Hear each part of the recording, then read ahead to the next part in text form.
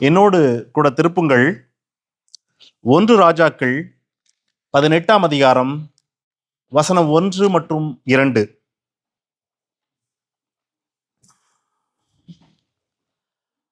அநேக நாள் சென்று 3ஆம் வருஷமாகையில் கர்த்தருடைய வார்த்தை எலியாவுக்கு உண்டாகி, நீ போய் ஆகாபுக்கு உன்னை காண்பி, நான் தேசத்தின் மேல் மழையை கட்டளையிடுவேன் என்றார்.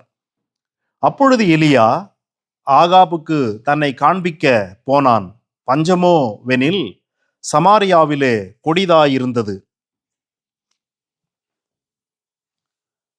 இந்த வேத பகுதி நீங்கள் அடிக்கடி படித்திருக்கிற பகுதிதான். கடவுள் எலியா தீர்க்கதரிசியினிடத்தில் ஆகாபு என்கிற இஸ்ரவேலினுடைய அரசனிடத்தில் தன்னை போய் காண்பிக்கும்படி சொல்லுகிறார். ஏன் சொல்லுகிறார் என்றால், தேசத்திலே மழை இல்லை, ஆகவே நான் மழை தரப்போகிறேன், நீ போய் ஆகாபிடத்திலே போய் சொல்லு என்று அனுப்புகிறார். இந்த பின்னணியில் பார்க்கும்போது சமாரியாவிலே பஞ்சம் கொடிதாய் இருந்தது.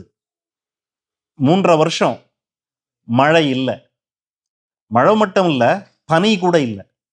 மழையும் இல்லை, பனியும் இல்லை. 3 வருஷம் மழை இல்லை, பனி இல்லை என்று பார்க்கும்போது அந்த தேசம் எப்படி இருந்திருக்கும்? ஏன் 3 ஆண்டுகளாக இந்த தேசத்தில் மழை இல்லை என்று நீங்கள் பார்க்க 17ஆம் அதிகாரத்தினுடைய முதல் வசனத்திற்கு வாங்க. 1 ராஜாக்கள் 17:1. கீலேயாத்தின் குடிகளிலே திஸ்பியனாகிய எலியா ஆகாபை நோக்கி, என் வாக்கின்படியே அன்றி இந்த வருஷங்களிலே பனியும் மழையும் பெய்யாதிருக்கும் என்று இஸ்ரவேலின் தேவனாகிய கர்த்தருக்கு முன்பாக நிற்கிற நான் அவருடைய ஜீவனை கொண்டு சொல்லுகிறேன் என்றான். எலியா சொன்ன வார்த்தை, நான் சொல்லாமல் இந்த தேசத்தில் வருகிற வருஷங்களில் பனியும் பெய்யாது மழையும் பெய்யாது என்று சொல்லி பனியும் மழையும் பெய்யாதபடிக்கு தடையை ஏற்படுத்தி இருக்கிறார் எலியா தீர்க்கதரிசி, கடவுள் மூலமாகத்தான். ஏன் எலியா தீர்க்கதரிசி? எத்தனையோ தீர்க்கதரிசிகள் வேதத்தில் இருக்கிறார்கள். ஏன் இந்த தீர்க்கதரிசி பனியோ மழையோ பெய்யாமல் தடை செய்கிறார் என்று நீங்கள் பார்த்தால், அதற்கு முந்தின அதிகாரத்தினுடைய கடைசி 4 வசனங்களிலே காரியம் இருக்கிறது. 16ஆம் அதிகாரத்தினுடைய 29 முதல், உம்ரியின் மகனாகிய ஆகாபு அரசனாக ஆகிறான் இஸ்ரவேலுக்கு. அவன் தனக்கு முன்னிருந்த எல்லாரை பார்க்கிலும் கர்த்தருடைய பார்வைக்கு பொல்லாப்பை செய்கிறான். அதுலயும் அடுத்து 31ஆம் வசனம் பாருங்க. நேபாத்தின் குமாரனாகிய யெரொபியாமின் பாவங்களில் நடப்பது அவனுக்கு கொஞ்ச காரியம் என்று நினைத்தார் போல, அவன் சீதோனியரின் ராஜாவாகிய ஏக்பாலின் குமார்த்தி ஏசபேலை விவாகம் பண்ணினதும் அல்லாமல், அவன் போய் பாகாலை சேவித்து அதை பணிந்து கொண்டு சமாரியாவிலே தான் கட்டின பாகாலின் கோவிலில் பாகாலுக்கு பலிபீடத்தை ஏற்படுத்தான். அதோடு கூட விக்கிரக தோப்பை உண்டாக்குகிறான். இப்படி இத்தனை காரியங்கள் அவன் செய்தபடியினாலே கடவுளுடைய கோபம் மூழ்கிறது. கடவுள் இந்த மக்களை தனக்கு சொந்த ஜனங்களாக தெரிந்து கொண்டு தன்னுடைய மக்களாகவே கருதி அவர்களுக்கு என்று ஒரு வாழ்வு முறையை கொடுத்து, அரசன், தீர்க்கதரிசிகள், பாதுகாப்பு, மழை என பல நன்மைகளை கொடுத்து நடத்தி கொண்டு வருகிற போது, இந்த பாகால் என்கிற கடவுள் இருக்குதுல்ல, இவர் செழிப்பின் கடவுள் என்று சொல்வார்கள். செழிப்பு, அதாவது இந்த பாகால் தான் மழை வருவதற்கும் ஆடு மாடுகள் அநேக பால் கொடுப்பதற்கும் ஒரு செழிப்புக்கான காரணமான கடவுள் என்று இந்த அங்கே இருக்கிற மற்ற மக்கள் கருதி கொண்டு வணங்கி கொண்டிருக்கிற போது, இந்த இஸ்ரவேலுடைய அரசனாகி இவனும் பாகாலை பணிந்து கொண்டு கோயிலை கட்டி விக்கிரக தோப்பை ஏற்படுத்தி பலிபீடத்தை ஏறெடுக்கிறான் அல்லவா? கடவுள் கோபம் கொள்ளுகிறார். கோபம் கொண்டு தீர்க்கதரிசி வழியாக மழை இல்லை, பனி இல்லை, நான் சொல்லும் வரைக்கும் என்று சொல்லி ஒரு கட்டளையை கொடுக்கிறார், ஒரு நிலையை ஏற்படுத்துகிறார். மழை நம்மை பொறுத்தவரை இயற்கை. மழைக்கு பின்பு என்ன, மழை எப்படி உருவாகிறது? சாதாரண மக்கள் சொல்லுவோம், மேகத்திலிருந்து வருது. படித்தவர்கள் சொல்வார்கள், அறிவியல் படி, அறிவியலின் பின்னணியிலே மழை என்பது நீர் மறுசுழற்சி, வாட்டர் சைக்கிள். எப்படி என்றால், நீர்நிலைகளில் இருக்கிற தண்ணீர் ஆவியாக மேலே போகிறது, நீராவியாக, உஷ்ணத்தினாலே. அப்படி மேலே போகிற அந்த நீராவிகள் எல்லாம் ஒடுக்கமடைகிறது, போய் ஓரிடத்தில் சேருகிறது. அதாவது ஆவியாய் போகிற இது நீர் திவலைகளாய் மாறுகிறது, மேலே போய் ஸ்மால் வாட்டர் டிராப்லெட்ஸ் அப்படி மாறுகிறது, சின்ன சின்ன சின்ன சின்னதா மாறுது. இப்படி மாறுகிற அநேக வாட்டர் டிராப்லெட்ஸ் இருக்குல்ல, நீராவிகள் நீர் திவலைகளாய் மாறுகிறதே, இவைகள் மேகங்களாய் உருவெடுக்கிறது. இப்படி மேகங்களாய் உருவெடுத்து அதற்குள் இந்த நீர்த்திவலைகள் சேர்ந்து சேர்ந்து சேர்ந்து அது பாரமாகிறது. பாரமாகும் போது புவியீர்ப்பு விசை, குளிர்ந்த காற்று என்கிற இது இரண்டும் இணைகிற போது அந்த மேகங்கள் வெடித்து சிதறி மழையாக வருகிறது. இது அறிவியல் சொல்லுகிறது. உண்மைதான், அறிவியல் சொல்வது உண்மைதான். திருப்புங்கள் சங்கீதம் 135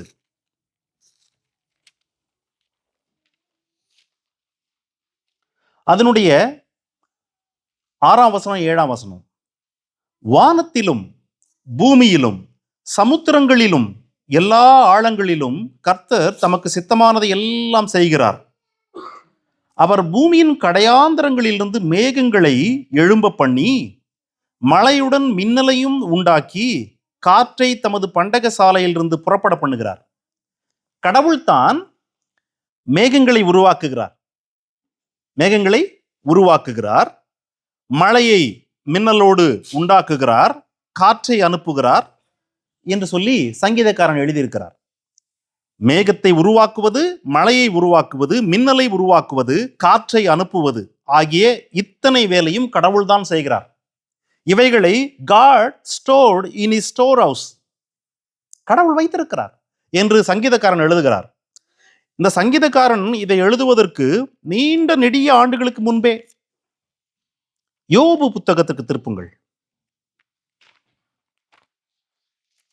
யோபு 36ஆம் அதிகாரம் அதனுடைய 27, 28 வசனங்கள் நல்லா கவனிங்க. கடவுள் நீர்த்துளிகளை அணுவை போல ஏற பண்ணுகிறார். நீர்த்துளிகளை அணுவை போல சின்ன சின்ன இதுவா நீர்நிலையிலிருந்து மேலே ஏற பண்ணுகிறார். அவைகள் மேகத்திலிருந்து மழையாய் சொரிகிறது. அதை மேகங்கள் பெய்ந்து மனுஷர் மேல் மிகுதியாய் பொழிகிறது. இது எப்ப எழுதப்பட்டதுங்க இந்த புத்தகம்? This is the first book written in the Bible before any science come. அறிவியல் வருவதற்கு முன்பு, மனித கூட்டம் கல்வியை பெறுவதற்கு முன்பு, பெரும் கல்வியை பெறுவதற்கு முன்பு, ஆராய்ச்சிகள் வருவதற்கு முன்பு யோபு எழுதுகிறார், நீர் துளிகளை அவர் அணுவை போல மேலே ஏற்றுகிறார். இதே யோபு 37ஆம் அதிகாரத்தினுடைய 11ஆம் வசனம் பாருங்க. கடவுள் நீர்த்துளிகளை மேகத்தில் ஏற்றி மின்னலினால் அந்த மேகத்தை சிதற பண்ணுகிறார். சிதற பண்ணி அவர் அவைகளுக்கு கட்டளையிடுகிற யாவையும் அவைகள் பூச்சக்கரத்தில், அதாவது பூமி முழுவதும் நடப்பிக்கும்படி அவர் அவைகளை தம்முடைய ஞான ஆலோசனைகள் படி சுற்றி திரிய பண்ணுகிறார். பிரியமானவர்களே, நீங்க வானத்தை அண்ணாந்து பார்க்கும்போது வெயில் இருக்கிற நாட்கள்ல அநேக மேக கூட்டங்களை பார்ப்பீங்க. சின்ன சின்னதா பெருசா நிறைய பார்ப்பீங்க. இந்த மேக கூட்டங்கள் எல்லாம் எங்கிருந்து வருகிறது, எப்படி வருகிறது என்று இந்த வசனங்களை வாசித்த பின்பு நான் சிந்தித்து பார்த்தேன். கடவுள் தன்னுடைய தேவை நிமித்தம், அதாவது கடவுளுடைய தேவை நிமித்தம், என்ன தேவை என்றால் எப்பொழுது எதை செய்ய வேண்டும் என்கிற தேவை நிமித்தம் அதை வானத்திலே சுற்ற விடுகிறானாம் மேகங்களை. அப்படி சுற்றி கொண்டிருக்கிற மேகங்களை மின்னலை அனுப்பி சிதற செய்கிறார். சிதற செய்து தண்ணீராய் மழையாய் பொழிய செய்கிறார். அதே தண்ணீரை நீர்த்துளிகளாக மேலே ஏற்றுகிறார், மேகங்களாய் உருவாக்குறார், சுற்றி திரிய வைக்கிறார். நான் பார்த்திருக்கிறேன், திடீரென்று மேகம் கருக்கும். அடடே மழை வரப்போகுது, ஊர்ல இருக்கும்போது துணியெல்லாம் உள்ள எடுத்துருங்க, வெளியே காய போட்டிருக்கிற இதை எடுத்துருங்க எல்லாம் ஓடுவோம். மழை வராது, அப்படியே காற்று கொண்டு போயிடும். திடீரென்று மழை பெய்யும், அடுத்த சில வினாடிகளிலே மழை நின்றுடும், காற்று வேகமா அடிச்சு மழையை வேற எங்கோ கொண்டு போயிடும். நன்றாக வெயில் அடித்துக் கொண்டே இருக்கும், திடீரென்று மழை பெய்யும். இது எல்லாவற்றுக்கும் காரணம் என்ன? அறிவியல் படி அவர்கள் ஒரு காரணம் சொல்வார்கள். ஆனால் கடவுள் சொல்லுகிறார், God is the one who causes this all things. கடவுள் தான் அதை செய்கிறார்.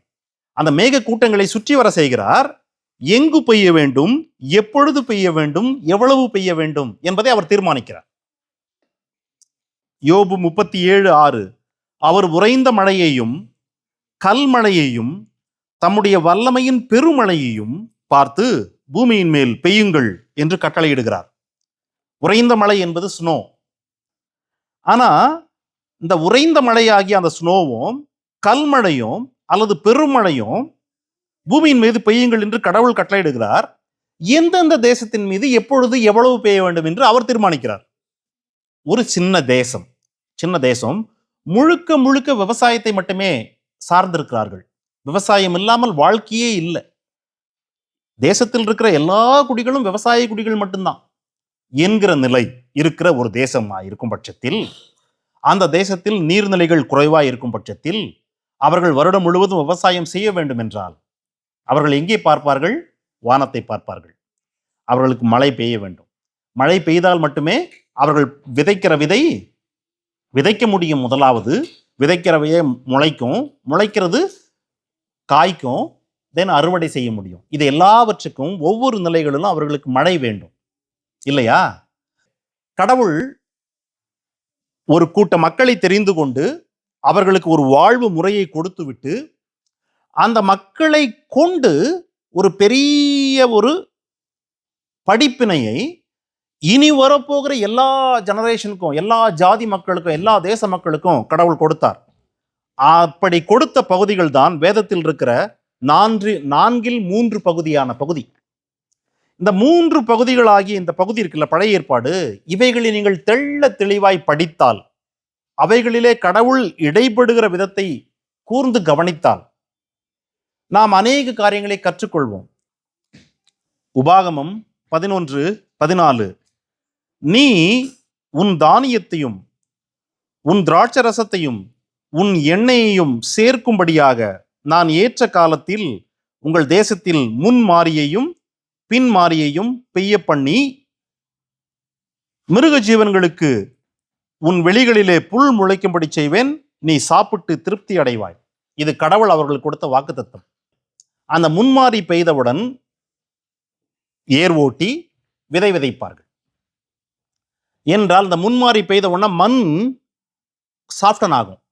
தென் ஏர் ஓட்டவோ விதை போட்டால் விதை உள்ளே போகவும் ஏதுவாயிருக்கும். ஆகவே முன்மாரி கடவுள் தருவேன் என்று சொல்லுகிறார். தென் பின்மாரி, அதாவது விளைச்சல் விளைஞ்சிரும். விளைஞ்சதுக்கு அப்புறம் ஒரு குறிப்பிட்ட நிலையை விளைச்சல் எட்டுகிற போது அதற்கு இன்னும் தண்ணீர் தேவை. அந்த கதிர்கள் முற்ற, அந்த கதிர்களில் இன்னும் சாறு பெருக, அப்பொழுது தண்ணீர் இல்லை என்றால் அந்த செடிகள் வாடி வதங்கிவிடும். ஆகவே அப்பொழுது ஒரு மழை. ஆக விதைக்க ஒரு மழை, கதிர்கள் முற்ற ஒரு மழை என்று இரண்டும் அவர் கொடுக்கிறேன்னு சொல்றார். கடவுள் கொடுப்பேன், அதனால உனக்கு தானியம் பெருகும், திராட்சரசம் பெருகும், எண்ணெய் பெருகும், நீ சாப்பிட்டு திருப்தி அடைவாய். இது கடவுள் அவர்கள் கொடுத்தது, அவர்கள் கொடுத்த ஆசீர்வாதம். இந்த ஆசீர்வாதத்தை அவர் இன்னும் ஒரு முறை உத்தரவாதம் செய்கிறார். உபாகமம் 28ஆம் அதிகாரத்தினுடைய 12ஆம் வசனம். ஏற்ற காலத்தில், நல்லா கேட்டுக்குங்க, ஏற்ற காலம். ஏற்ற காலம்னா எது? சரியாக நீ விதை விதைப்பதற்கு ஆயத்தமாகி இருக்கிற அந்த காலம் இருக்குதுல்ல, அந்த மாதம் துவங்குத அந்த காலத்துல உன் தேசத்தில் மழை பெய்யவும், நீ கையிட்டு செய்யும் வேலைகளெல்லாம் ஆசீர்வதிக்கவும் கர்த்தர் உனக்காக தமது நல்ல பொக்கிஷ தாளையாகிய வானத்தை திறப்பார். கேட்டீங்களா? இந்த வானம், ஆகாய மண்டலம், அந்த ஹெவன் என்று சொல்லுகிற கடவுள் வைத்திருக்கிற அந்த பெட்டக சாலையிலே இஸ் கீப்பிங் வாட்டர். தண்ணீர் இருக்கிறது, அங்கே மிகுதியான தண்ணீர் இருக்கிறது மேலே. Can you able to believe it? மிகுதியான தண்ணீர். நோவா காலத்துல 40 நாள் பெஞ்சது நிக்காம, 40 நாள் நிக்காம பெய்யற அளவுக்கு மேல தண்ணி இருந்துச்சு. 40 days நான் ஸ்டாப் என்கிற அளவுக்கு மேல தண்ணி இருந்துச்சு. அவ்வளவு தண்ணீரை அவர் ஸ்டோர் பண்ணி வச்சிருக்காரு. அப்படி வச்சிருக்கிறதுனால அவர் சொல்றாரு, ஏற்ற சமயத்திலே I will open the door from my store house so that நிலம் விளையும், கதிர்கள் வரும், பழங்கள் வரும், காய்கள் வரும், புல் அதிகமா இருக்கும், ஆடு மாடுகள் மேயும், எல்லா வகையிலும் நீ ஆசீர்வதிக்கப்படுவாய். இது கடவுள் அவர்களுக்கு கொடுத்த ஆசீர்வாதம். இன்றைக்கு வாசித்தோமே லேவியராகமம் 26ஆம் அதிகாரம். அந்த வசனங்களை நன்றாக நீங்கள் மீண்டும் படித்து பாருங்கள். 4ஆம் வசனத்திலிருந்து, நான் ஏற்ற காலத்தில் உங்களுக்கு மழையை பெய்ய பண்ணுவேன், பூமி தன் பலனை கொடுக்கும், வெளியில் உள்ள மரங்கள் தங்கள் கனியை கொடுக்கும். எப்படி கொடுக்கும் என்றால், திராட்சை பழம் அறுப்பதற்கென்றே ஒரு காலம் வரும். நார்மலா ஒரு குறிப்பிட்ட நாள் தான் திராட்சை பழத்தை அறுப்பாங்க. ஒரு குறிப்பிட்ட பருவம் இருக்கும்போது அந்த காலம் வரைக்கும் நீ ஏற்கனவே அறுத்த அறுவடையாகிய தானியங்களை போரடித்து கொண்டிருப்பாய். ஏனென்றால் அவ்வளவு விளைஞ்சிருக்கும், அது போரடிச்சு கொண்டே இருப்பா. விதைக்கும் காலம் வருகிற வரைக்கும் இந்த திராட்சை பழத்தை நீ ஆலையாடி கொண்டிருப்பாய். காரணம், அவ்வளவு இது பெருகும். ஆக நீங்கள் இப்படியாக உங்கள் அப்பம் நீங்கள் திருப்தியாய் சாப்பிடுவீர்கள், சுகமாயிருப்பீர்கள். இது கடவுள் அவர்களுக்கு கொடுத்த வாக்குத்தத்தம். எது? மழை. ஏன் மழையை குறித்து கடவுள் இப்படி அவர்களுக்கு சொல்லுகிறார்? அதாவது நான் மழை கொடுப்பேன், நான் மழை கொடுப்பேன். It is not necessary actually, is it not? அதற்கு முன்னாடி அவர்கள் வாழ்ந்த அந்த சமயத்தில், இஸ்ரேல் மக்கள் வாழ்ந்த சமயத்திலே பல ஜாதி மக்கள் வாழ்ந்து கொண்டு தானே இருந்தாங்க எல்லா இடத்துலையும். அவர்களுக்கும் மழை வந்துட்டு தானே இருந்துச்சு. ஏன் இவர்களுக்கு மட்டும் நான் மழை கொடுப்பேன், முன்மாறி தருவேன், பின்மாறி தருவேன், ஏற்ற காலத்தில் தருவேன் என்று சொல்லிக் கொண்டு வருகிறார் என்றால், இவர்களை கடவுள் ஒரு குறிப்பிட்ட வாழ்வு முறைக்காக நடத்தி கொண்டிருக்கிறார். திருப்புங்கள் உபாகமம் 8 வசனம் 7. கடவுள் சொல்றாரு, நான் உன்னை, அதாவது இவர்கள் இப்பொழுது எங்கே இருக்கிறார்கள்? வனாந்திரத்தில் இருக்கிறார்கள். அவர் சொல்றாரு, நான் உன்னை ஒரு நல்ல தேசத்தில் பிரவேசிக்க பண்ண போகிறேன். நீ இப்பொழுது வனாந்திரத்தில் இருந்து, இதற்கு முன்பு எகிப்தில் இருந்தாய், வனாந்திரத்தில் இருக்கிறாய், உன்னை ஒரு நல்ல தேசத்திலே குடியேற்ற போகிறேன். அந்த தேசம் இருக்கிறது அல்லவா, அது பள்ளத்தாக்குகள் உள்ள தேசம், மலைகளிலிருந்து புறப்படுகிற ஆறுகளும் ஊற்றுகளும் ஏரிகளும் இருக்கிற தேசம். எது? இவர்கள் போக போகிற கானான் தேசம், இவர்கள் பெற்றுக்கொள்ள போகிற தேசம். பள்ளத்தாக்குகளிலும் மலைகளிலும் இருந்து புறப்படுகிற ஆறுகள், ஊற்றுகள், ஏரிகள் இருக்கிற தேசம். நல்லா கேட்டுங்க, மலைகளிலிருந்து ஆறு அப்படியே சுரந்து வரணும் அப்படின்னா மலைக்கு மேல தண்ணி எங்க இருக்கும்? பள்ளத்தாக்கிலிருந்து தண்ணி அப்படியே ஊற்றெடுத்து வரும். மலையிலிருந்து தண்ணீர் வரும், மலைகளிலிருந்து பள்ளத்தாக்குகளிலிருந்து தண்ணீர் வரும், ஆறுகளாய், ஊற்றுகளாய், ஏரிகளாய், அவ்விதமான ஒரு தேசத்துக்கு தான் அவங்களை கொண்டு போறேன்றாரு. எப்படி நடக்குமா அது? ஏனென்றால் ஒரு மலையில எவ்வளவு தண்ணி தான் மீதி இருக்கும். ஆகவே மழையினுடைய அவசியம் அங்கே வருகிறது. திருப்புங்கள் 11ஆம் அதிகாரம். இப்பொழுது உபாகமம் 11 10ஆம் வசனம். நீ சுதந்திரிக்க போகிற தேசம் நீ விட்டு வந்த எகிப்து தேசத்தை போல் இராது. ஏன்? அங்கே எகிப்து தேசத்திலே நீ விதை விதைப்பாய், விதைத்து விட்டு உன் கால்களினாலே நீர் பாய்ச்சி வந்தாய். விச் மீன்ஸ் அங்கே தண்ணீர் இருந்தது, ஒரு பெரிய நதி இருக்குது, நைல் நதி என்று வற்றாத ஒரு நதி இருக்கிறது. ஆகவே தண்ணீருக்கு அங்கு குறைவில்லை. ஆகவே குறைவில்லாத தண்ணீரை நீ உன் கால்களாலேயே வழி உண்டாக்கி தண்ணீரை கொண்டு போய் உன் கீரை விதைக்கு சேர்த்துடுவேன். ஏனென்றால் தண்ணீர் இருக்குது. ஆகவே தண்ணீருக்கு பக்கத்திலே நீ விதைப்பாய், உன் கால்களாலே தண்ணீர் கொண்டு போய் சேர்த்துடுவேன். இப்பேற்பட்ட தேசத்தில் நீ வாழ்ந்து கொண்டிருந்தாய் இதுவரைக்கும். அதனால உனக்கு மழையை பத்தி நான் சொல்ல வேண்டிய அவசியம் இல்லை, கடவுள் சொல்றாரு.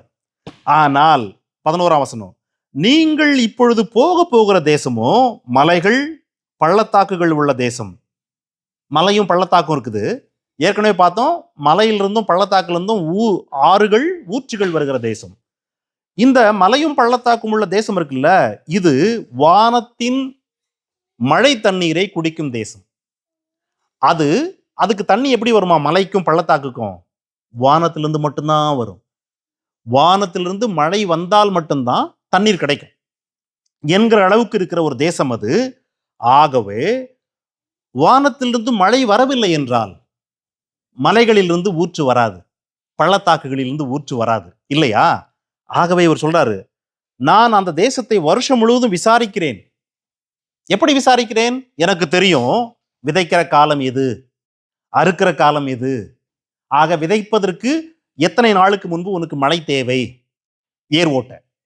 விதைத்து விட்டாய், இடையில் எத்தனை முறை மழை வேண்டும். கதிர் வளர்ந்து விட்டது, அறுவடைக்கு முன்பு கதிருக்கு இன்னும் கொஞ்சம் சக்தி வேணும், மழை வேண்டும். இது எல்லாமே நீர்நிலைகளிலிருந்து எடுத்து ஊத்துற தண்ணி இல்லை. எகிப்தில் அப்படிதான் பண்ணாங்க. நீர்நிலை இருக்கிறது, நதியிலிருந்து எடுத்துக்கொள்வார்கள். இங்கே கிடையாது. அது ஊற்றுகளாய் வரும். ஆனா ஊற்றுக்கு தண்ணீர் வானத்திலிருந்து வருகிற தண்ணி தான் குடிப்பாங்க. ஆக அந்த வானத்திலிருந்து வருகிற மழையினுடைய அவசியம் அந்த தேசத்திற்கு அவ்வளவு முக்கியம். அந்த தேசத்திற்கு அவ்வளவு முக்கியமாய் இருப்பதனால்தான் கடவுள் அவர்களுக்கு கொடுத்த முதல் ஆசீர்வாதமே மழை. மழை பெஞ்சா ஃபுல் முளைக்கும், தானியங்கள் நன்றாக விளையும், மரங்கள் பூத்து குலுங்கும், காய்க்கும், இல்லையா? ஆகவே மழை தருவேன். என்ன நடக்கும்? It's a cycle. தென் புல் விளையும், ஆடு மாடு சாப்பிடும், பால் கொடுக்கும், நீ வெண்ணெய் எடுப்பாய், தயிர் எடுப்பாய். அதே போல மரங்களிலிருந்து திராட்சை பழத்தை எடுப்பாய், ரசம் எடுப்பாய், ஒலிவ பழங்களை எடுப்பாய், எண்ணெய் வடிப்பாய், கதிர்களை எடுப்பாய், தானியங்களை மாவடித்து நீ பிரெட் சாப்பிடுவ. ஆக இது எல்லாவற்றுக்கும் ஊற்றாய் இருப்பது மழை. ஆகவே அவர் முதலாவது ஆசீர்வாதம் சொல்றதே, I will give you rain. Now you know மழையினுடைய முக்கியத்துவம். அந்த தேசம் முழுக்க முழுக்க விவசாயத்தை மட்டுமே நம்பி இருக்க போகிற தேசம். அன்றைக்கு என்ன தொழில் இருந்ததாங்க? ஒரு தொழிலும் இல்லை. ஆடு மாடுகள், விவசாயம். ஆகவே ஆடு மாடுகள் பெருகுவதற்கு, நீ விதைப்பது வளர்வதற்கு இஸ்ரேல் மக்களுக்கு மழை இட்ஸ் அ ஃபண்டமெண்டல் நீடு, இல்லையா? அந்த ஃபண்டமெண்டல் நீடவ அந்த தேசத்திற்கு போவதற்கு முன்பே கடவுள் உத்தரவாதம் செய்கிறாரு, ஐ வில் கிவ் யூ. அந்த தேசத்தை நான் அப்படிதான் வடிவமைச்சு வச்சிருக்கிறேன். எப்படி? ஊற்று இருக்கும், ஆறு இருக்கும், ஆனா இவைகள் மலை தண்ணீரை குடித்து வரும். 3.5 ஆண்டுகளா இல்லை. இப்ப தெரிதுங்களா அந்த சிக்னிஃபிகன்ஸ்? மழை இல்லை என்பது. மழை இல்லை அப்படின்ற மாதிரி இல்லை, இல்லை. அதுதான் வாழ்க்கை அவர்களுக்கு. அது இல்லை என்றால் வாழ்வே இல்லை என்கிற நிலை. லேவியராகமம் 26ஆம் அதிகாரம் அதனுடைய 19ஆம் வசனம் கடவுள் சொல்றாரு. அதற்கு முந்தின சில வசனங்களை நீ படிக்கும்போது தெரியும். நீ என் சொல்லுக்கு கீழ்ப்படியாமல் என்னை விட்டு விட்டு வேறே தேவத்திற்கு பின்பு நீ போகும்போது அல்லது கீழ்ப்படியாமல் இருக்கும்போது என்ன நடக்கும் என்று சொல்லிக்கொண்டே வருகிற போது 19ஆம் வசனத்தில் அவர் சொல்றாரு, உங்கள் வல்லமையின் பெருமையை முறிப்பேன். எப்படி முறிப்பேன் என்றால், உங்கள் வானத்தை இரும்பை போல மாற்றுவேன். உங்களுக்கு மேல இருக்க வானத்தை இரும்பை போல மாற்றுவேன். உங்கள் பூமியை வெண்கலத்தை போல மாற்றுவேன்.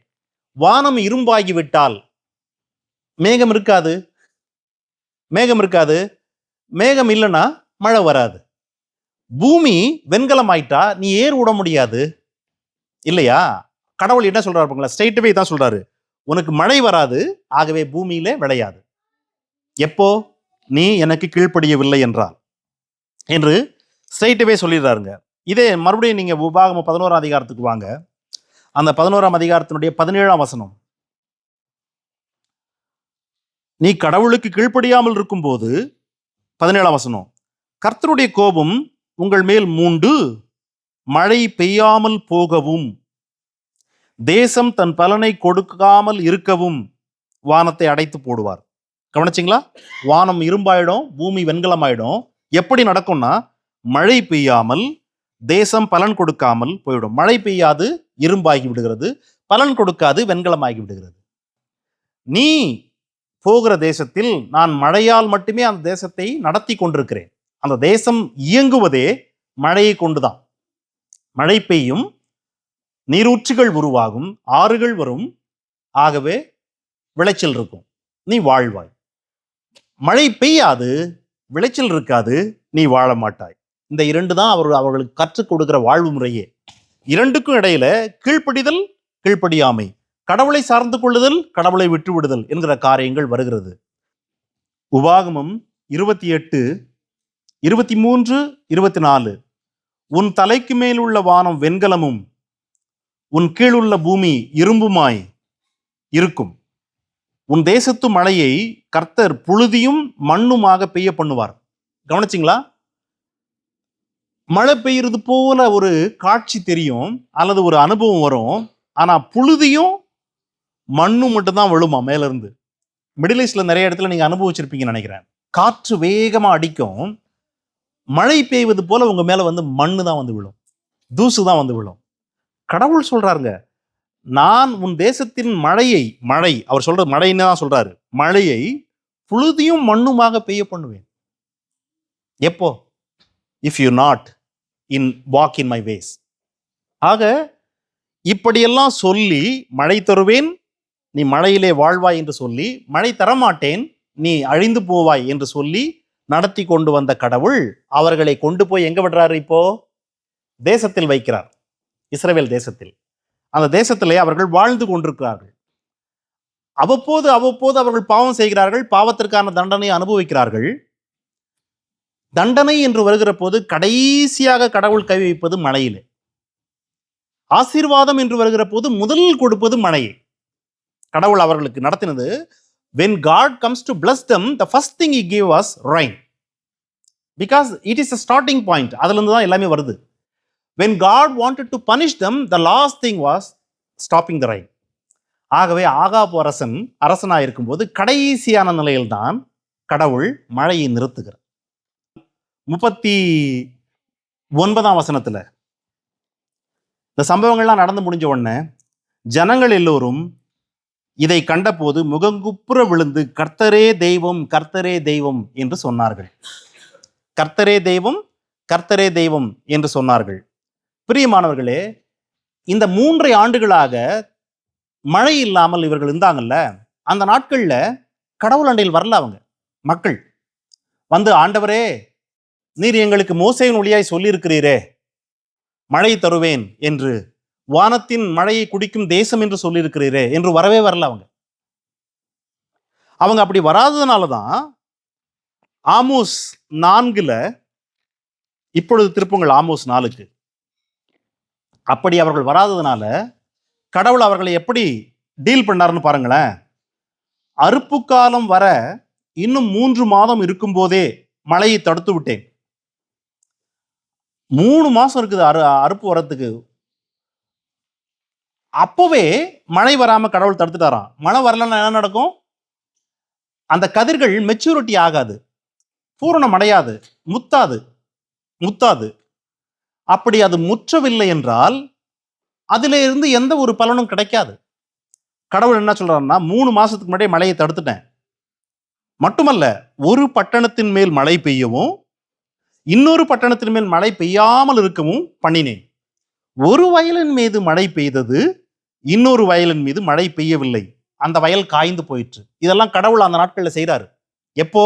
இந்த 3.5 ஆண்டுகளா இவர்களுக்கு முதல்ல இது பண்ணாரு, அதுக்கு முன்னாடியே, ஈவன் அதுக்கப்புறமும் கூட அவ்வப்போது கடவுள் செய்கிறாரு, மழையை கண்ட்ரோல் பண்றாரு.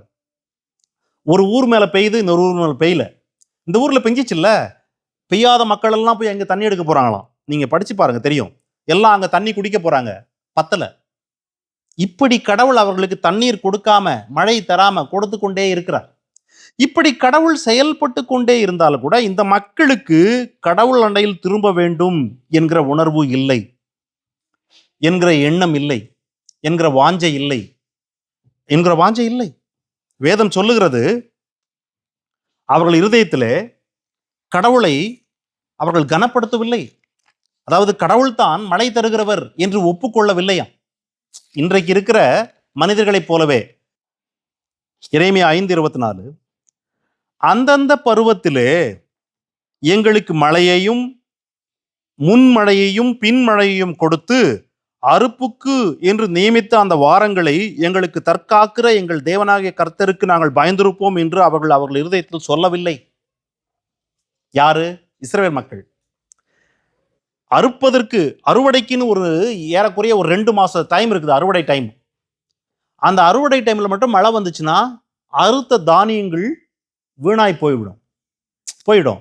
ஆகவே அந்த அறுவடை சமயத்துல மட்டும் மழை வரக்கூடாது. அறுவடைக்கு முன்னாடி பயிர் முற்றுவதற்கு பின்மாறி பெய்யணும், விதைப்பதற்கு முன்மாறி பெய்யணும். இயல்பாகவே தேசத்தில் அவ்வப்போது மழை பெய்ய வேண்டும். அங்க பாருங்க, அந்த எங்களுக்கு பருவத்திலே மழை, அதற்கு பின்பு முன்மாறி பின்மாறி என்று எல்லாவற்றையும் கொடுத்து அறுப்புக்கு நியமித்த வாரங்களை பாதுகாக்கிற, மழை கொடுக்காமல் அந்த நாட்கள்ல பாதுகாக்கிறவர் கடவுள்தான் என்று அந்த மக்கள் சொல்லல, ஒத்துக்கொள்ளல. அந்த கடவுளுக்கு பயந்திருக்க வேண்டும் என்று அவர்கள் ஒத்துக்கொள்ளல. இது கடவுள் சொல்றாரு. மழை கடவுளிடத்துல ஒண்ணு வரல, தன்னால வருது. இல்லை என்றாலும் எங்களால் வர வைக்க முடியும். எப்படி? இதோ பக்கத்திலே இருக்கிற அந்த சீதோனியர் அல்லது இவங்களுக்கெல்லாம் மழை பெய்யுது. எப்படி பெய்யுது? அவங்க என்ன நம்மளுடைய கடவுளுக்கா வணங்குறாங்க? கிடையாது. அவங்களுக்கு வருது இல்ல, நமக்கும் வரும், டோன்ட் வரி என்று சொல்லி இந்த பொய் தீர்க்கதரிசிகள் அவர்களுக்கு சொல்லிட்டு இருந்தாங்க. ஆகவே அந்த நாட்களில் அவர்கள் அந்த பாகால் தெய்வத்திற்கு திருவிழா எடுத்துட்டு இருந்தாங்க, அல்லது அவர்களுக்கு ஜெபம், அவங்கள்ட்ட போயிட்டு வேண்டுதல் பண்ணிட்டு இருந்தாங்க, அவர்களை போய் சார்ந்து கொண்டாங்க. எரேமியா 14:22 பிரஜாதிகளுடைய வீணான தெய்வர்களுக்குள் மழை வருவிக்க பண்ணுகிறவர்கள் யாராவது உண்டா? எரேமியா சொல்றாரு, பிரஜாதிகள் வணங்குகிற கடவுள்களுக்குள் மழையை கொடுக்கிறவர்கள் யாராவது உண்டா?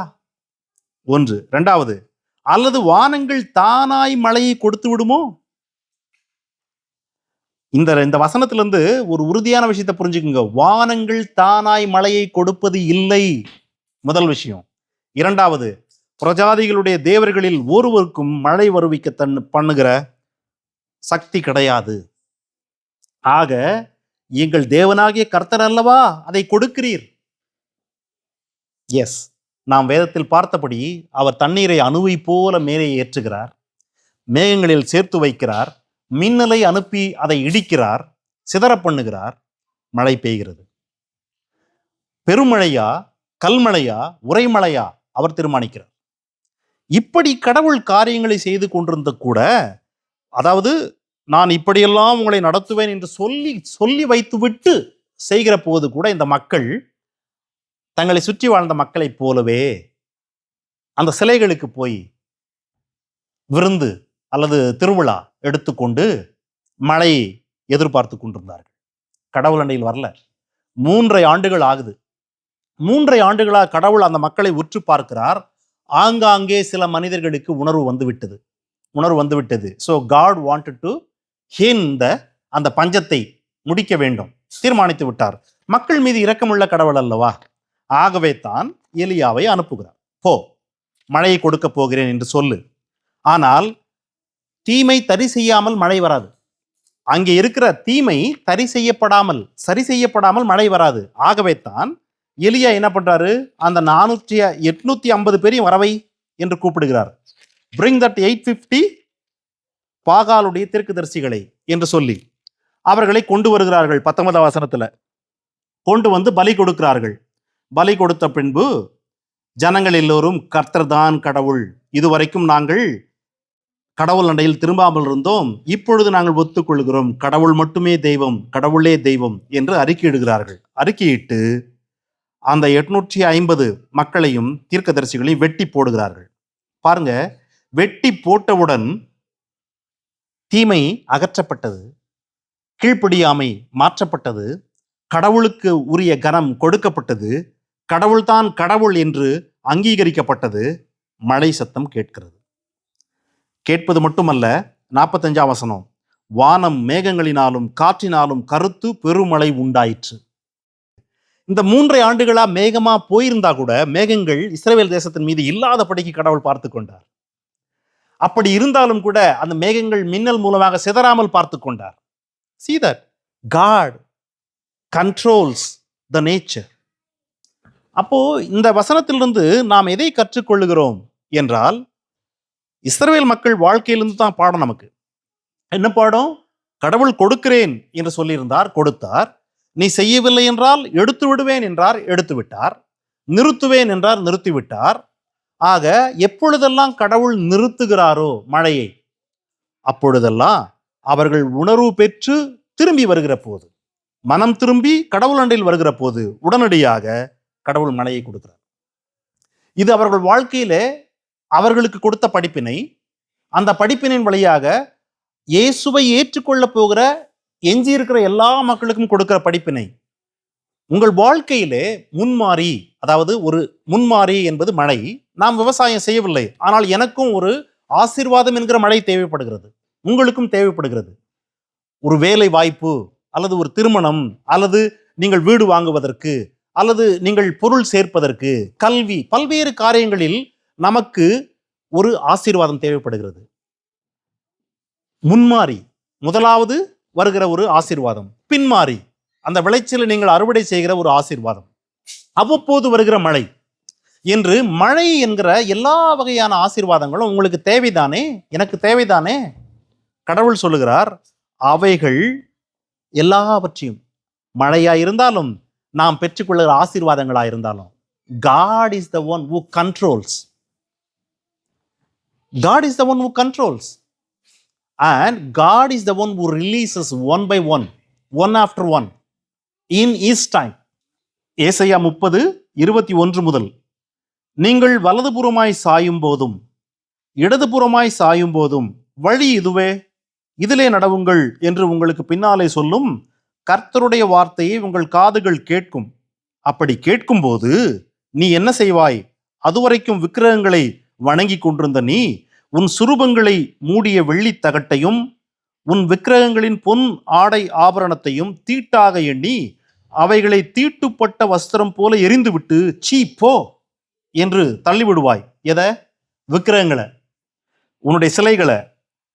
தென் அப்பொழுது நீ நிலத்தில் விதைக்கும் விதைக்கு அவர் மழையையும் நிலத்தின் பலனாகிய ஆகாரத்தையும் அவர் தருவார். அது கொழுமையும் புஷ்டியுமாயிருக்கும். அக்காலத்திலே உன் ஆடு மாடுகள் விஸ்தாரமான மேய்ச்சல் உள்ள ஸ்தலத்திலே மேயும். நிலத்தை உழுகிற எருதுகளும் கழுதை மறிகளும் முரத்தினாலும் தூற்று கூடையினாலும் தூற்றப்பட்ட ருசியுள்ள கப்பிகளை தின்னும். கடவுள் சொன்னது கவனிச்சிங்களா? இவைகளை சாப்பிடுவாங்க. முரத்தை வச்சு நீ இப்படி ஓட்டின உடனே மேலே இருக்கிற எல்லா தூசும் பறந்துடும், கீழே நிற்கிற அந்த தானியம் இருக்குல்ல, அதை ஆடு மாடு சாப்பிட்றோம். ஏன்? உங்கள்கிட்ட அவ்வளவு இருக்குது. எப்படி? நான் உனக்கு நீ விதைக்கும் போது மழை தருவேன், பலன் தரும் பூமி. ஏன்? நீ விக்கிரகத்தை தள்ளி விட்டு விட்டாய், நீ மனம் திரும்பி விட்டாய், என் அண்டையில் வந்து விட்டாய். கடவுள் அவர்கள் எப்பொழுதெல்லாம் மனம் திரும்பினார்களோ அப்பொழுதெல்லாம் அதுதான் செய்தார். யோவேல் தீர்க்கதரிசியின் புத்தகம் 2ஆம் அதிகாரம் 23ஆம் வசனம், 22 முதலே படிக்கலாம். வெளியின் மிருகங்களே பயப்படாதேயுங்கள், வனாந்தரத்திலே மேய்ச்சல் உண்டாகும், விருட்சங்கள் காய்களை காய்க்கும், அத்திமரமும் திராட்சை செடியும் பலனை தரும். ஏன் என்றால் உங்கள் தேவனாகிய கர்த்தருக்குள் நீங்கள் மகிழ்ந்து களி கூறுங்கள். அவர் தன் வார்த்தையின்படி உங்களுக்கு முன்மாரியை கொடுப்பார். உங்களுக்கு முன்மாரியையும் பின்மாரியையும் ஏற்கனவே வர்ஷிக்க பண்ணுவார். ஆகையினால் உங்கள் களஞ்சியங்கள் தானியத்தினால் நிரம்பும், ஆலைகளில் திராட்சை ரசமும் எண்ணெயும் வடிந்து ஓடும்.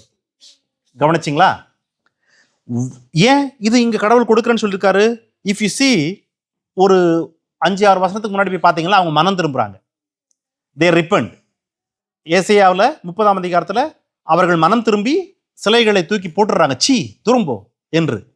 இங்கே அவர்கள் மனம் திரும்புகிறார்கள், தங்களை தாழ்த்துகிறார்கள், கடவுள் அண்டையில் வருகிறார்கள். 1 ராஜாக்கள்ல அவர்கள் கடவுளே கர்த்தர் என்று ஒத்துக்கொண்டார்கள். எப்பொழுதெல்லாம் when they go against God and God stop the rain, and whenever they got repent, they got sins and they come back to God, God open the door of heaven, they receive rain. The rain is a sign of a divine blessing. இஸ்ரவேல் மக்களுடைய வாழ்க்கையில் divine blessing. ஏனென்றால் அவர்கள் மேலே இருந்து வந்தால் மட்டுமே வாழ முடியும். So it's a divine blessing, and God is a source of rain. How many of you believe it? God is a source of rain. யோபு 37:13.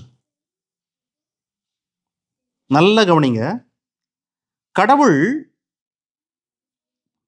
ஒன்றில் தண்டனையாகவும், ஒன்றில் தம்முடைய பூமிக்கு உபயோகமாகவும், ஒன்றில் கிருபையாகவும் அவைகளை வரப்பண்ணுகிறார். எதை? மழையை. இதுக்கு முந்தின வசனத்தில் நம்ம எதை பார்த்தோம்? மேகம் பூமி எங்கும் சுற்றி கொண்டிருக்கிறது அவருடைய ஆலோசனையின்படி. அதற்கு முந்தின வசனத்தில் என்ன பார்த்தோம்? நீர்த்துளிகளை மேகத்தில் ஏற்றி மின்னலை சிதற பண்ணி மழை கொண்டு வருகிறார். ஆக இந்த மழையை அவர் தண்டனையாக கொடுக்கிறார். சில இடங்களில் பெருமழை தொடர்ந்து வந்து கொண்டே இருப்பது தண்டனை, அழிவு. சில இடங்களில் பூமிக்கு உதவியாய் கொடுக்கிறார். அவசியமான நேரங்களில் மழை என்பது உதவி, உபயோகம். சில இடங்களில் கிருபை, தேவை இருக்கிறது, ஆகவே கடவுள் இறங்கி கொடுக்கிறார். ஆக இந்த மழையினாலே கடவுள் அழிக்கிறார், மழையினாலே வாழ்வு தருகிறார். மழை கொடுக்காமல் அழிக்கிறார், மழை கொடுத்து அழிக்கிறார். இதெல்லாம் கடவுள் பண்ற வழிமுறைகள். ஆக இந்த மழை என்பது கடவுள் கரங்களில் இருக்கிற ஒரு பெரிய ஆயுதம், a big tool which actually God kept for blessing, but sometimes God uses the rain itself as a punishment. நாம் வேதத்தில் வருகிறோம். எப்போ வருகிறோம்? இயேசுவை ஏற்றுக்கொண்டு. நாம் வருகிற போது கடவுள் நமக்கு புதிய ஏற்பாட்டில் மழையை குறித்து ஒரு பெரிய உபதேசமே கிடையாது. நான் மழை தருவேன், நான் மழை தருவேன் அப்படின்லாம் எதுவுமே சொல்லலை. ஒன்னே ஒன்று தான் சொல்லியிருக்காரு. என்னது என்றால் மத்தேயு 5:45, பரலோகத்தில் இருக்கிற உங்கள் பிதா நீதிமான் மீதும் அநீதிமான் மீதும் மழையை பெய்ய பண்ணுகிறார். பழைய ஏற்பாட்டில் அவர் எப்படி டீல் பண்ணாராம்? ஒரு பட்டணத்தின் மீது மழை, ஒரு பட்டணத்தின் மீது மழை இல்லை. ஒரு வயலின் மீது மழை, ஒரு வயலின் மீது மழை இல்லை. ஆனா புதிய ஏற்பாட்டில் அவர் சொல்றாரு, கடவுள் இரக்கம் உள்ளவர், நீதி உள்ளவர். எப்படி என்றால், கடவுளை தினசரி தொழுது கொள்ளுகிற மனிதனுடைய நிலம், கடவுளே இல்லை என்று சொல்லுகிறவனுடைய நிலம் என்று இரண்டும் பக்கத்தில் இருந்தாலும் கூட கடவுள் இரண்டுக்கும் மழை தருகிறார். இப்படிதான் கடவுள் உலகம் உண்டானது முதல் செய்து கொண்டிருந்தார். இப்படிதான் செய்து கொண்டிருந்தார், இப்பொழுதும் செய்து கொண்டிருக்கிறார். ஆனால் இஸ்ரேல் மக்களுக்கு ஒரு வாழ்க்கை முறையை கற்றுக் கொடுத்தார். அவரை சார்ந்து கொள்ள, அவருக்கு கீழ்ப்படிய, அவர்களுக்கு மட்டும் ஒரு வாழ்க்கை முறை. அந்த வாழ்க்கை முறையில் அவரை கொண்டு வந்து இரட்சகர் வந்தார். அவர்களையும் நம்மையும் இணைத்தார், எல்லா மக்களையும். இப்பொழுது எல்லோரையும் இணைத்து விட்டு சொல்லுகிறார், அவர் நீதிமானுக்கும் அநீதிமானுக்கும் மழை தருகிறார். இது மழை விஷயத்துல. ஆனா ஆசீர்வாதங்கள், ஞானம், கிருபை, மன்னிப்பு, மீட்பு என்கிற நன்மைகள் இருக்குது அல்லவா? இவைகளிலே உங்களுக்கு முன்மாறி வேண்டும், உங்களுக்கு பின்மாறியும் வேண்டும். உங்கள் அத்தனை பேருடைய வாழ்க்கையிலும் முன்மாறி வந்துவிட்டது. அதாவது முன்பே பெய்ய வேண்டிய மழை வந்துவிட்டது. ஆகவே தான் நீங்கள் மனம் திரும்பி அமர்ந்திருக்கிறீர்கள். கடவுளுடைய கரங்களிலிருந்து நன்மையை பெற்றுக் கொண்டீர்கள். முன்பே, அதாவது முன்மாறி, முன்பு பெய்த மழை, நற்செய்தி வந்தது, கேட்டீர்கள், மனம் திரும்பி விட்டீர்கள், உங்களுக்கு வந்துருச்சு. இப்போ கனி, காய் இப்பொழுது காய்ச்சிட்டு இருக்குது. அது முற்ற வேண்டும், மெச்சூரிட்டி ஆக வேண்டும். என்ன வேணும்? அப்போ பின்மாறி வேண்டும், பின்மழை வேண்டும். பின்மழை வந்தால் மட்டுமே உங்களுக்கு அது முற்றும், இல்லையா? உங்க வாழ்க்கையில நீங்கள் செய்த அநேக காரியங்களிலே எங்கேயாவது ஒரு முற்று பெறாத காரியங்கள் இருக்குதா? பின்மாறி இன்னும் வரலன்னு அர்த்தம். ஆவிக்குரிய வாழ்க்கையில், நான் சாதாரண மழையை பத்தி சொல்லல, ஆவிக்குரிய வாழ்க்கையில் கடவுள் உங்களுக்கு இறங்க வேண்டிய, கொடுக்க வேண்டிய இரக்கம், ஞானம், கருணை, பரிசுத்த ஆவியானவர் என்கிற எந்த ஒரு காரியமும் அவர் உங்களுக்கு கொடுப்பதற்கு இன்னும் பின்மாறி உங்க வாழ்க்கையில வரல என்று அர்த்தம். ஆகவே கடவுள் நம்மகிட்ட என்ன சொல்றாரு? இப்போ சக்கரியா 10ஆம் அதிகாரத்தினுடைய முதல் வசனத்தை எடுங்க. பின்மாறி காலத்து மழையை கர்த்தரிடத்தில் வேண்டிக் கொள்ளுங்கள், அப்பொழுது கர்த்தர் மின்னல்களை உண்டாக்கி வயல்வெளிகளில் அவரவர்களுக்கு பயிர் உண்டாக அவர்களுக்கு மழையை கட்டளையிடுவார். இது உண்மையிலேயே இஸ்ரேல் மக்களுக்கு மழையை குறித்து தான் சொல்லியிருக்குது. நீங்கள் கடவுள்கிட்ட பின்மாரியை வேண்டிக் கொள்ளுங்கள். அப்படி வேண்டிக் கொள்ளும் போது விளைந்து கொண்டிருக்கிற உங்கள் தானியங்கள் முற்றும்படி கடவுள் மழையை தருவார், மின்னலை உருவாக்கி என்று. ஆனால் if you take spiritually for us, கடவுளிடத்தில் பின்மாரியை வேண்டிக் கொள்ளுங்கள். உங்கள் வாழ்க்கையிலே நீங்கள் ஆசீர்வாதங்களை பெறுவதற்கு அல்லது இயேசுவை போல மாறுவதற்கான ஆசீர்வாதங்களில் இன்னும் படிப்படியாய் உயர்வதற்கு எங்கெல்லாம் ஒரு ஸ்டாக்னஸ் இருக்குது, ஒரு தடை இருக்குது, ஒரு தேக்கம் இருக்கிறது, அங்கெல்லாம் உங்க வாழ்க்கையில பின்மாறி குறைஞ்சிருக்குது. நீங்கள் மனம் திரும்பும் போது உங்களுக்கு இருந்த அந்த முன்பே பெய்த மழை இருக்குல்ல, அது அதிகமாய் உங்களுக்கு கிடைத்தது. மனம் திரும்பி இருக்கிறீர்கள். ஆனால் இன்னும் அந்த கதிர்கள் முற்றவில்லை. எல்லாம் பிஞ்சியாவே இருக்குது. காரணம் என்ன? ஏற்ற தருணத்தில் பின்மாறி இல்லை. வேண்டிக் கொள்ளுங்கள் கடவுளிடத்துல, ஆண்டவரே என் வாழ்க்கையிலே பரிசுத்த ஆவியின் மழையை ஊற்றுங்கள், பின்மாரியை ஊற்றுங்கள், ஞானத்தை ஊற்றுங்கள், கிருபையை தாருங்கள் என்று கேட்கும்போது கடவுள் இவ்விதமான தன்னுடைய நன்மைகளை உங்களுக்கு கொடுத்து உங்கள் வயல்வெளிகளை, நமது வாழ்க்கை ஆகிய வயல்வெளிகளை, குடும்பமாகிய வயல்வெளிகளை அவர் தண்ணீரினால் நிறைக்கிறார், மழையினால். அதற்கு அவசியம் என்று கருதுகிற மின்னல்களை அவர் உருவாக்குவார்.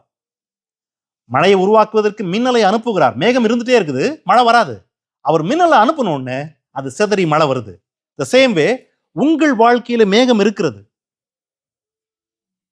கடவுள் உங்களுக்கு அனுப்ப தீர்மானித்த மேகங்கள் இருக்கிறது. மின்னல் வரல. ஆண்டவரே அந்த பின்மாரியை எனக்கு தாருங்கள் என்று வேண்டிக் கொள்ளுங்கள். வேண்டும் போது காட் வில், அங்க என்ன சொல்லுதுங்க, கர்த்தர் மின்னல்களை உண்டாக்கி ஏற்கனவே அவர் வைத்திருக்கிற அந்த மேகங்களை சிதறடித்து மழையை கொடுக்கிறார். உங்கள் வயல் நிலங்கள் நிரம்பும். ஆண்டவரே என் வாழ்க்கையில பின்மாரி பெய்யட்டும், பெய்து என் வயல்கள் நிறையட்டும். ஆவிக்குரிய வாழ்க்கையில் ஆகட்டும், உலக ரீதியாகவும் ஆகட்டும். நமக்கு உலகத்துல உணவு வேணும், உடை வேணும், தங்கும் இடம் வேணும் இல்லையா? ஆகவே அதையும் கடவுள் தருகிறேன் என்றுதான் சொல்லுகிறார் எல்லோருக்குமே. கடவுள் இல்லை என்கிறவனே வைத்திருக்கிறான், கடவுளை விசுவாசிக்கிறவன் வைத்திருப்பதில் தவறில்லை. ஆகவே அதையும் கொடுக்கிறார். அதே நேரத்தில் ஆவிக்குரிய வாழ்க்கையிலே நீங்கள் இன்னும் பலுகி பெருகும்படியாய் கொடுக்கிறார்.